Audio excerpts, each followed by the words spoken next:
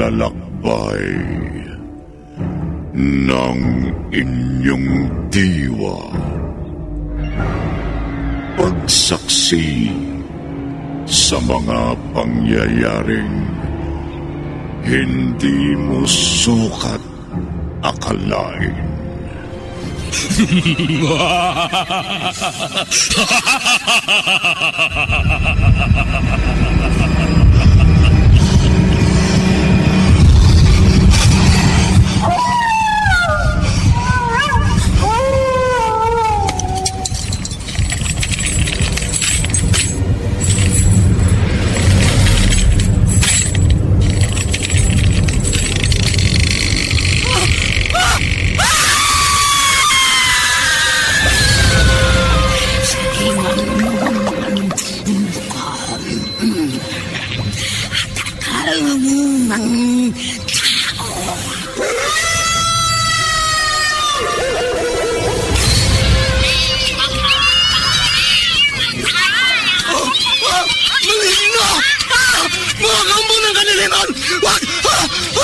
Huwag kayong lalapit sa akin!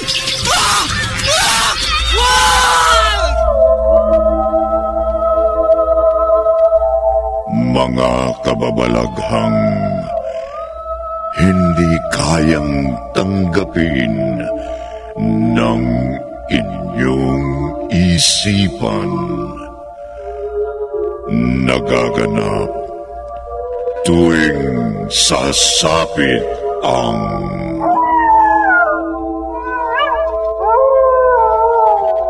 gabi ng lagim.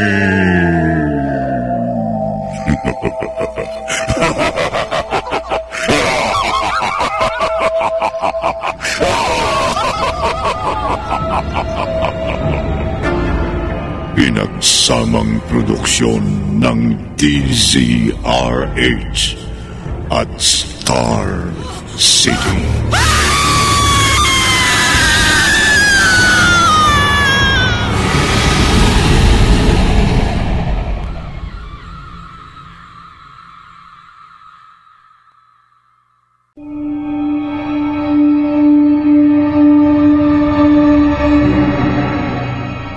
Magandang gabi, kaibigan.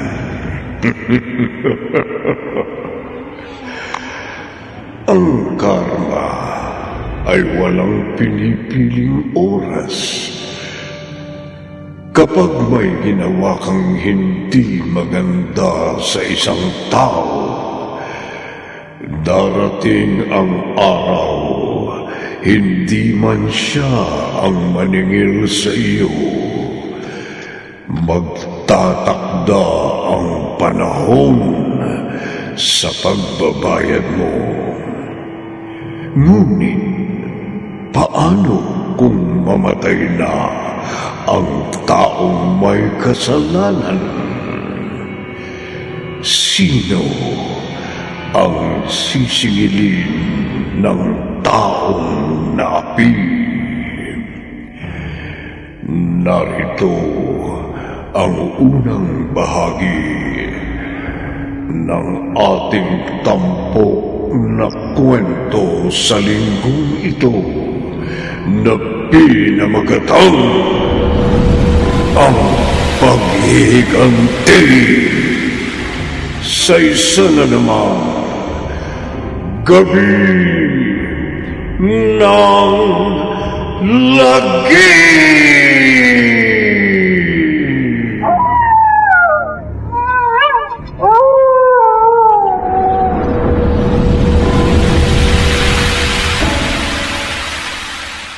Hoy, babae, gising na. Hindi ka donya, ha? Hindi ka tagapagmana at lalong wala kang katulong dito. Kilos na! Magsaing ka na! Nanay talaga. Ano ba? Bango na! Oo, babango na. Aga-aga, daig niyo pa yung manok na putok ng putok. Ano? Ano sabi mo? Wala po. Sabi ko, ganda niyo. Hoy! Good morning, Nay. Nako, good morning ka dyan. Ang bola ka pa.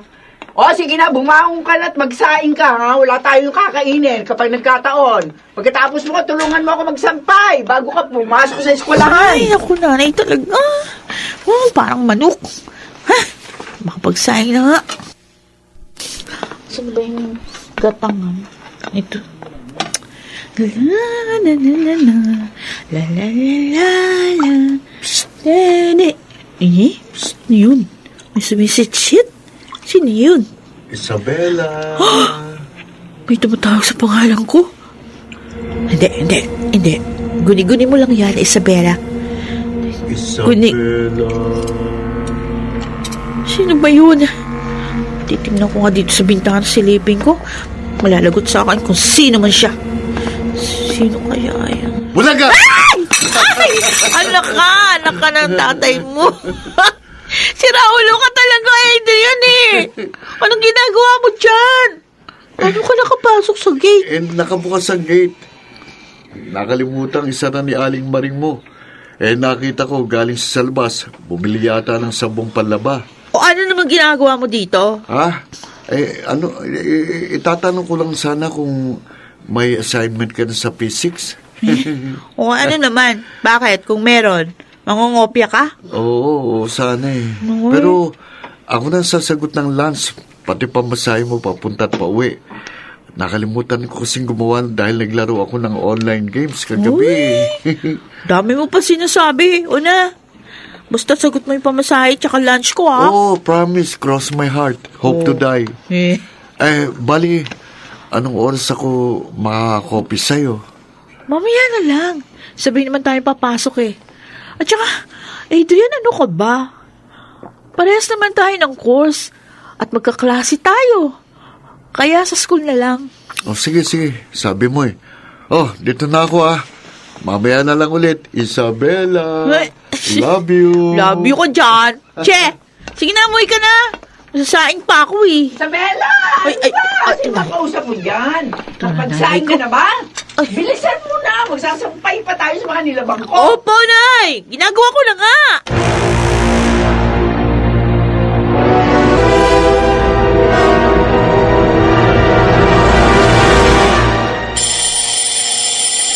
Salamat ha. Dahil sa'yo, may assignment na ako sa P6. Galing mo talaga. Akalain mong nasagutan mo yung problem na yun? Naku ba, dali-dali lang naman nun eh. Hindi ka lang talaga nakikinig kay Mrs. Cruz. Paano ba naman kasi nakakaantok siya magturo tapos yung oras pa ng klase niya nakakaantok din. Well, sabihin mo tamad ka. Puro online games yung nasa isip mo. Ano? Nasaan na yung pangako mong lunch? Ito na nga po, mahal na prinsesa. Papunta na nga po tayo sa kantin. Good! Very good! Ay, o nga pala. Magbabakasyon na ha? Kayo ba, uuwi sa probinsya? Hindi ko alam eh. Wala rin naman ako makakasama kung sakali.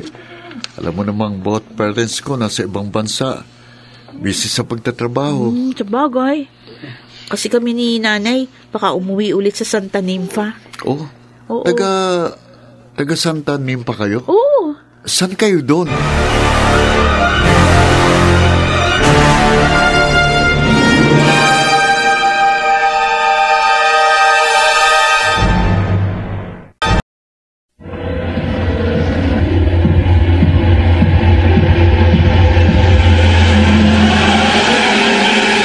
Balikan natin ang kasaysayang tampok sa linggong ito sa isa na namang Gabi ng Lagim.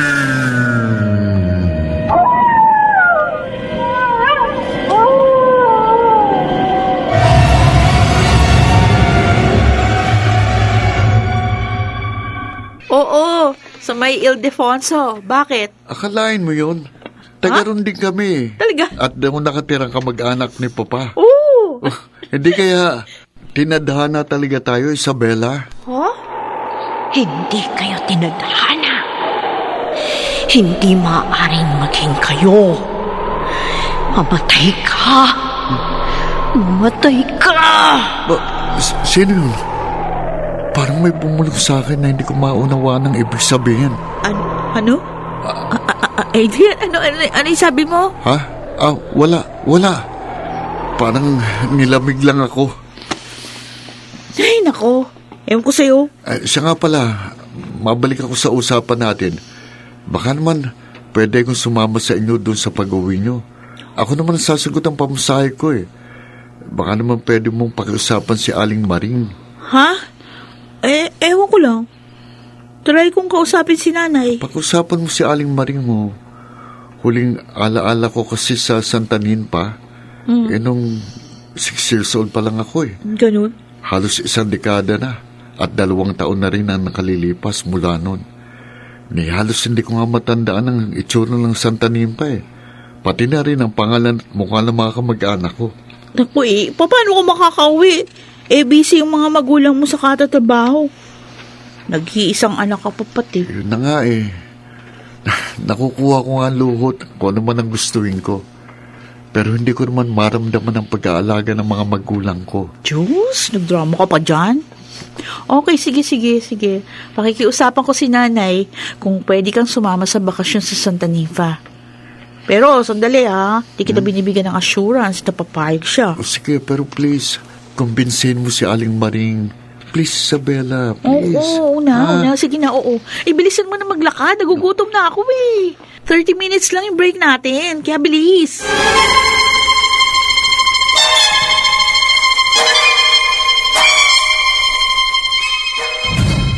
Ay, naku. Napakaalikabok naman na ibabaw ng aparador na ito.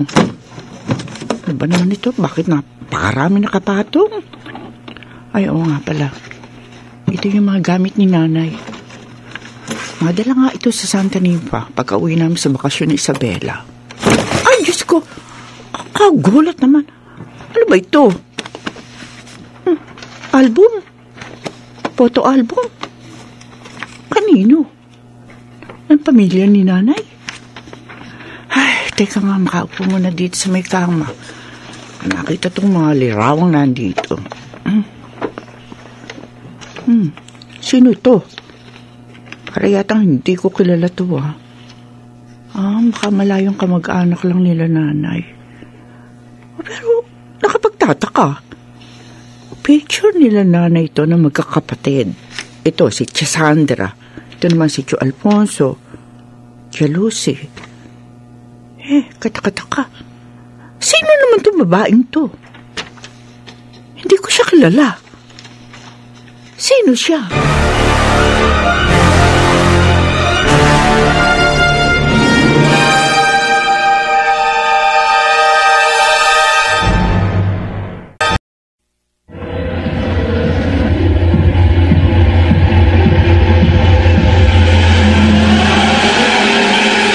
Balikan natin ang kasaysayang tampok sa linggong ito sa isa na namang Gabi ng Lagim.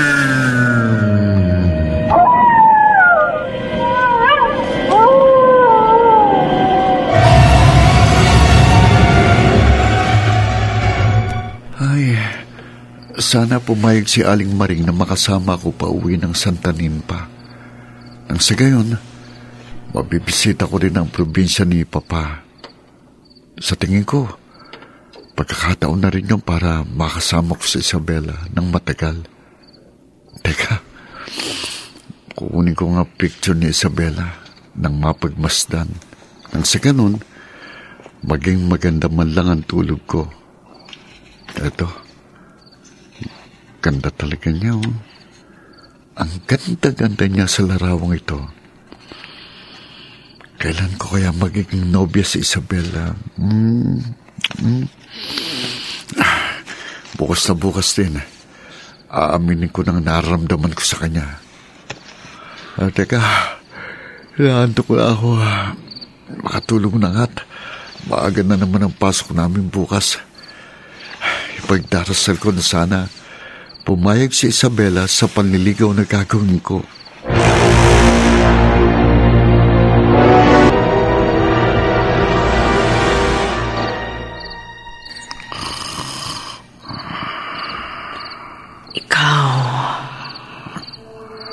Ikaw, ako magbabayad sa kamambuyang ginawa nila sa akin. Oras na ng paghihiganti. Wag. Sino ka? Bakit mo ako sinasakal? Tigilan mo ako. Wag! Magbabayad ka! Magbabayad ka!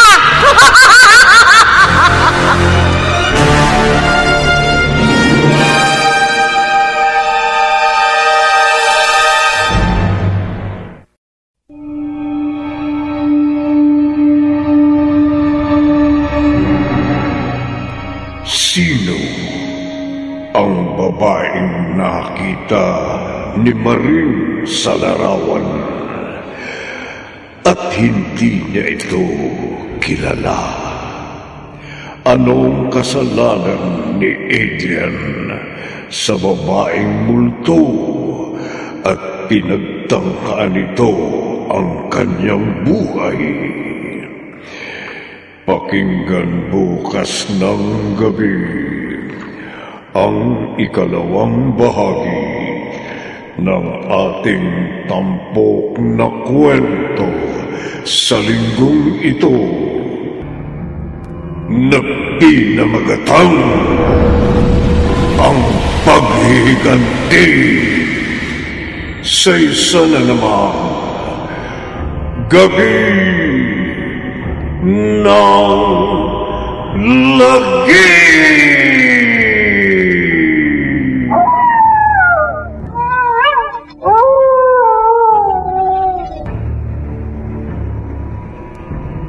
Mga nagsiganap, Chiquit del Carmen Amor, Phil Cruz, Rosana Villegas, Bobby Cruz, Susan Robles at Jerry Mutia. Naglabat ng tunog Temyong sa musika ni Buboy Salonga. Supervisyong teknikal nina Bong Muyar at Eric Lucero. Isinulat ni Jimmy Lingan Jr. at sa direksyon Lionel Benjamin. Gabi ng lagi.